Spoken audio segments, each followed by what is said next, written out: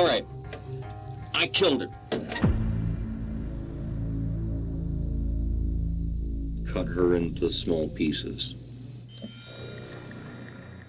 It's June 7, 2007, 12:44 a.m. and the Tulsa PD receives an anonymous 911 call reporting a fight between a man and a woman. Police emergency, can I help you? Somebody's getting killed. How old of a man is he? 30. White. Is he using, does he have any In weapons? his hands. He's hurting. He's hurting. The urgency in the caller's voice sends a patrol unit rushing to the scene. What they find is nothing short of a nightmare. A woman, beaten to death, lies lifeless on the sidewalk. The victim, an unidentified black female in her 30s, appears to have been a transient. The brutality of the attack is evident in the trauma to her body and head. It's clear that whoever is responsible for this heinous crime is a violent individual who has no regard for human life. Blood on the walls and floor led the detectives to an apartment hidden from the street. Inside, they found a disturbing scene.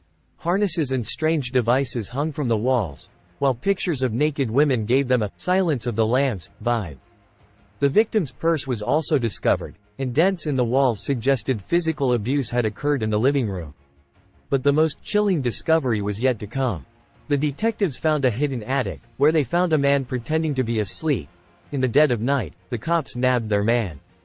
Gary Howell, a 30-year-old mechanic from the nearby auto shop, was the prime suspect.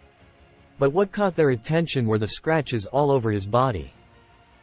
Kindly consider endorsing our channel by giving it a thumbs up and subscribing. Your support enhances our content's visibility in the algorithm, enabling us to produce more of the videos you enjoy. We appreciate your participation in our community. Pretty aware of everything that's going on right now? I think so. Okay. I did inform you a dead black female was found outside of your... Yes, you did. Okay. Well, you didn't seem too surprised by that. I mean, that's not every day you hear about somebody found dead. We know for a fact that this female was in your house with you, okay? Can you agree with that? Last thing I recall is her getting out of the car, walking off. Okay. Gary, here's where we have a problem. Okay. We have a witness that says they saw you, not only verbally, but in a physical altercation with this black female. How do we explain that? So all fingers are pointing at me. At this point, yeah. I wasn't in a fight. Well, I'll say that. I was not in a fight. you've got some real big scratches on your back. You know how you perceive those? You know, and they appear to be fingernail marks. And maybe because you were involved in physical altercation. And without, Okay, if this is the proof that you have, all right. I don't remember. I don't. What do you want me to say? Tell me what to say. Tell me what to say. Just the You truth. don't want That's to all I put words in your mouth. Yeah. Remember everything from the time that you wake up in the attic and the police are taking you into custody. You see what I'm saying? So All right. I'm just trying to explain Yeah, it, Gary. I'm I don't understanding. know. I don't know. I mean, just don't accuse me of it. I mean, we're on tape here. I mean, I just want to know what happened. perhaps I mean, it's you going see to take the a little huge more investigating then.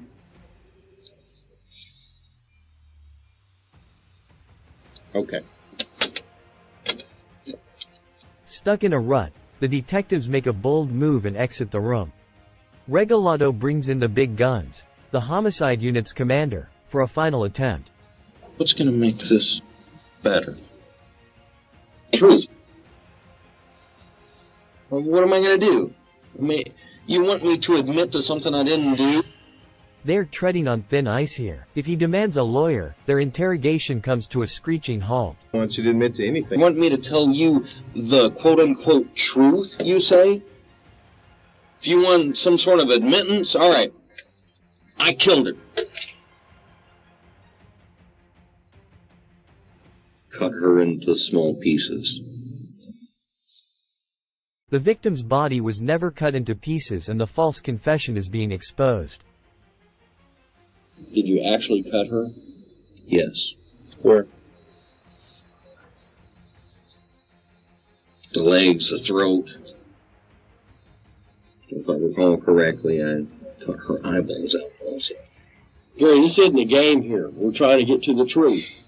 Nothing more, nothing less. This could mean the rest of my life here. And a son that I love dearly.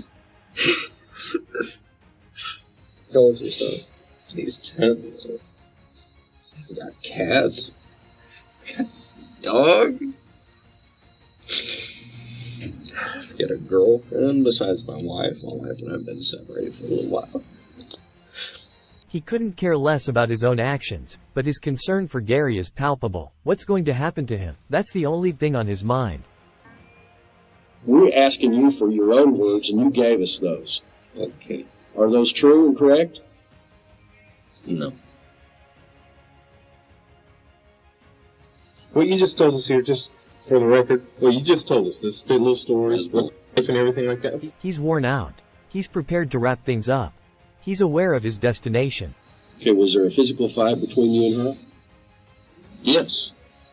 And who threw the first punch? She did. Hit me with her purse. And how many times did you hit her? And where did you hit her? What part of the body? Once in the chest. Stopped her heart, I guess. I don't know. Did you have any type of weapon other than your fist? No. Was that the truth that you said on this tape? Yes. They were the ones left standing when Gary was long gone. They had played a game with him, and they had emerged victorious. It wasn't easy, but they knew that life could be brutal. They had seen the worst of humanity, and it had only solidified their belief that evil existed in the world.